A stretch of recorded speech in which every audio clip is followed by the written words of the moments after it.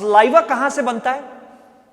Saliva हमारे 3 gland से बनता है जो माउथ के अंदर है। यह बहुत इंपॉर्टेंट टॉपिक है हर बच्चे के लिए, हर पेरेंट के लिए।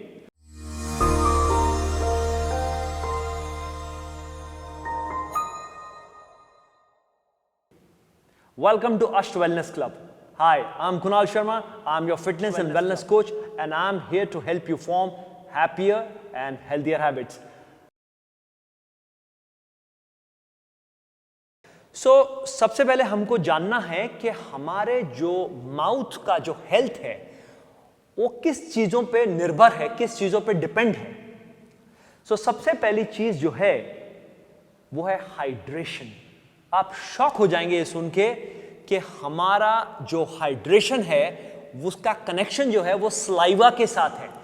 अभी अगर मैं आपके साथ बात कर रहा हूं और बीच में अगर ब्रेक लेके ये जेस्चर दिखा रहा हूं आपको, तो ये क्या कर रहा हूं मैं? ये मेरा स्लाइवा जो है ये मेरे माउथ को ड्राई होने से बचा रहा है, जिसके कारण मैं आपसे बात कर पा रहा हूं। तो हाइड्रेशन नहीं है, आपका माउथ ड्राई है तो प्रॉब्लम है।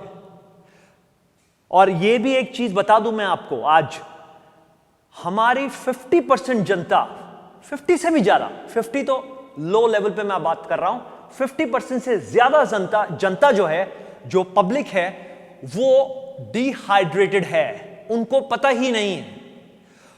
कैसे?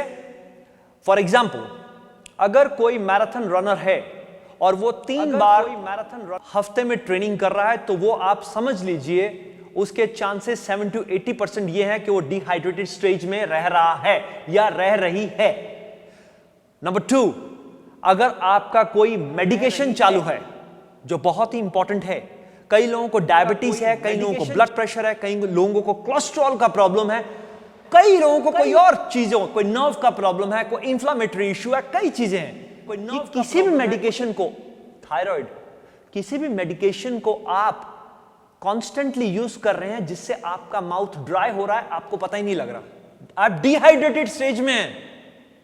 और क्या कारण हो सकते हैं? इसके अलावा अगर आप पानी नहीं पी रहे रेगुलरली, तब भी आप डिहाइड्रेटेड स्टेज में हो सकते हैं। अगर आप मेरा वाटर का वीडियो देखें तो उसमें मैंने क्लियरली आपको बताया है 30 kilogram weight is equal to 1 litre of water रफली।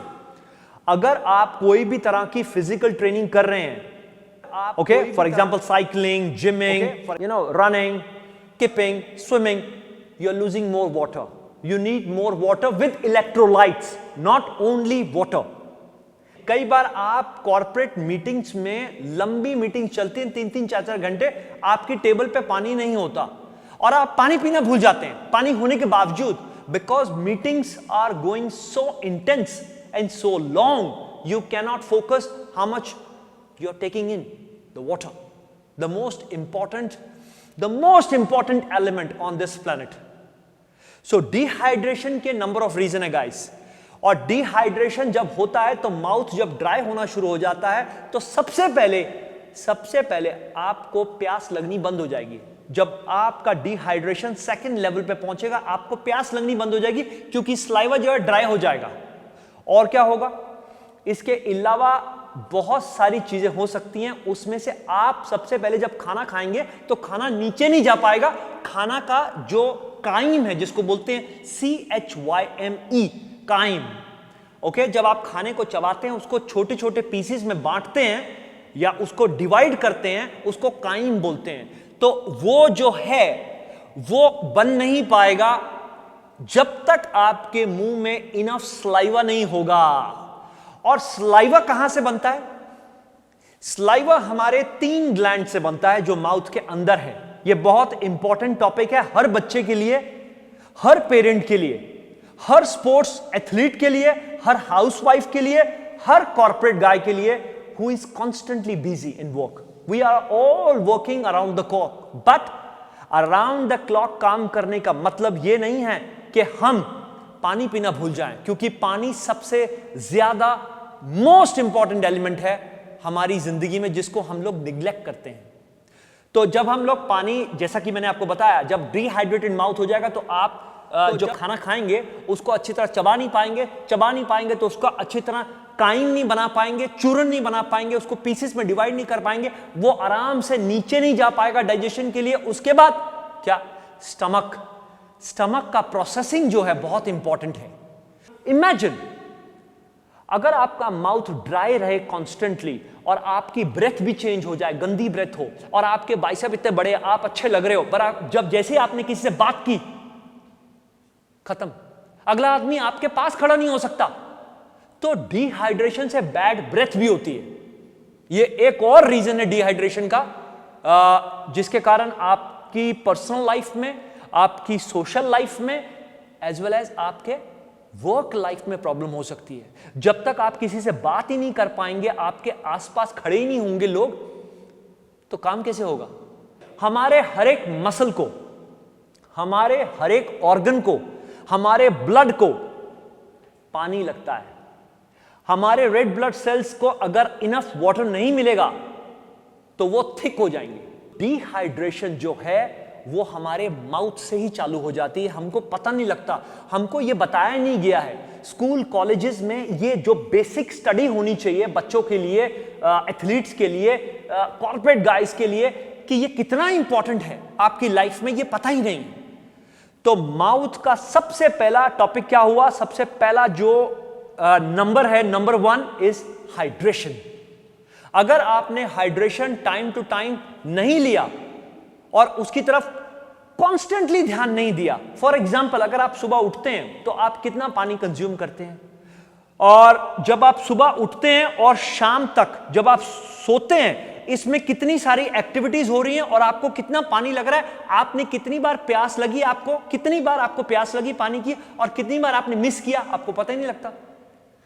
ये छोटी छोटी चीजें हैं गाइस, इसमें कोई रॉकेट साइंस नहीं है। पानी जो हर जगह अवेलेबल है, पानी का क्वालिटी बहुत इंपॉर्टेंट है। आप मेरे वाटर वीडियो में देख सकते हैं जहां मैंने बताया है कि डिफरेंट जगहों से डिफरेंट काइंड्स ऑफ वाटर मिलते हैं, जैसे mineral water, tap water, simple distil water, distil water जो आप शॉप से लेते हैं या मिनरल वाटर शॉप से लेते हैं।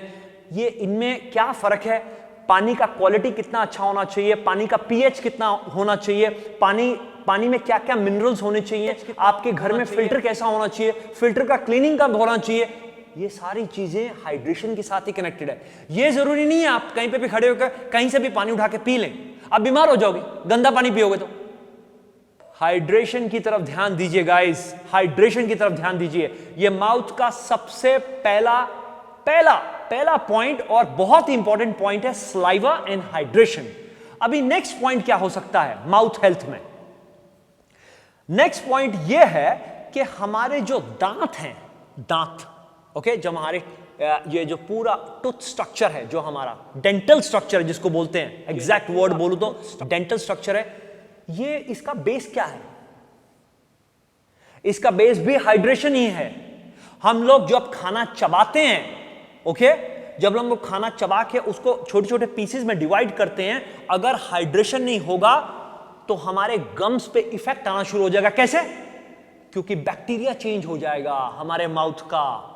तो हाइड्रेशन का कनेक्शन हमारे माउथ बैक्टीरिया के साथ है, जिससे हमारे गम पे इफेक्ट पड़ेगा, गम का डेंटल वर्क पे इफेक्ट पड़ेगा, और आप खाना नहीं चबा पाएंगे अच्छी तरह, आपका टूथ डिके हो सकता है, कैविटीज हो सकती हैं। Of course I am coming to the point, I am not missing the point कि कैविटीज और कितने कारण से हो सकती है, पर मैं सिर्फ आपको बता रहा हूं कि सलाइवा, हाइड्रेशन, इसका इफेक्ट क्या चल रहा है माउथ हेल्थ पे, सिर्फ इन सब चीजों का, जिससे आप अपने बच्चों को, आप अपने आप को अवेयर कर सके, अलर्ट कर सके फ्यूचर में।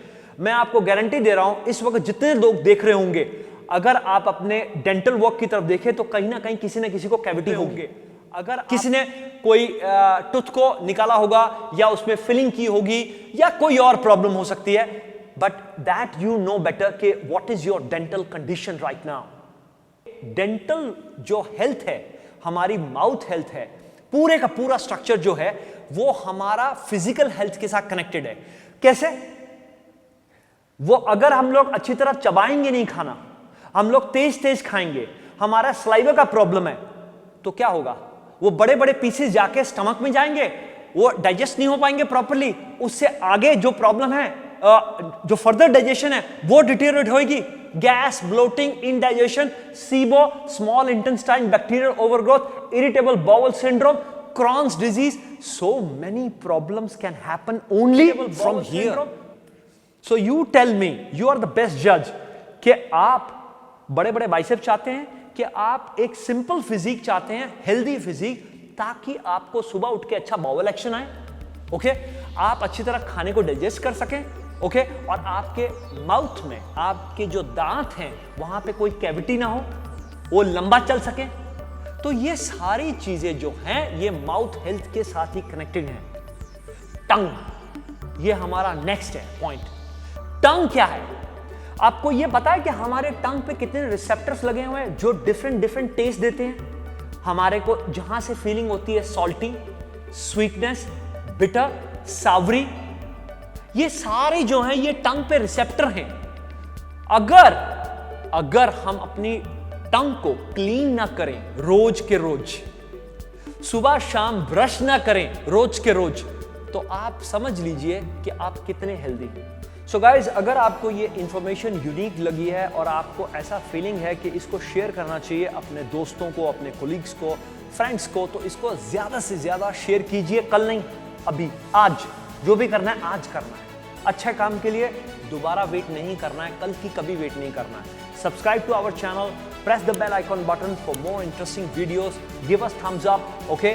We need motivation so that we can motivate you, and of course, stay fit, stay healthy, and take care of your dental health.